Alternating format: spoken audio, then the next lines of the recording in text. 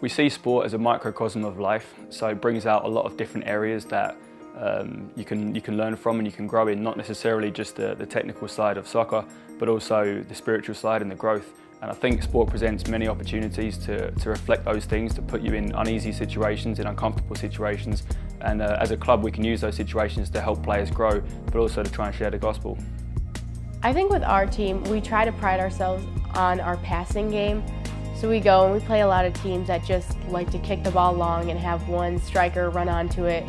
But we like to work it from the back, pass to each other, move off the ball. And I think that's really something special that you can see if you come and watch one of our games. Sometimes in someone's spiritual journey, often just say 1 out of 10 is very little faith, probably atheism, and 10 out of 10 is being really close with Christ. Sometimes you move a player from 3 to 4 and you wouldn't even know it, so you just take them a little step along the way.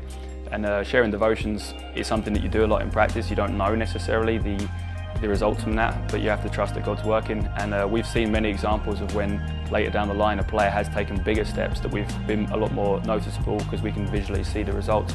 I think growing up, I used to think that your faith and your everyday life were kind of separate. As a child, I used to go to church every Sunday, but then throughout the week, I didn't really think about God that much. I just kind of thought he was something I would worry about on the weekends.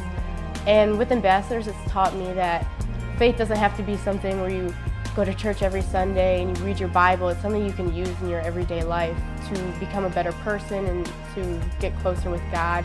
And I think that's probably the biggest thing that Ambassadors has taught me. When I was growing up in London, often I felt misunderstood as a player, and there was times where you wouldn't have coaches, so you just go on the streets and try and play. And there would be times where you would have the wrong idea about sports, the wrong idea about ethics and how things work for a long time because no one would really put you right.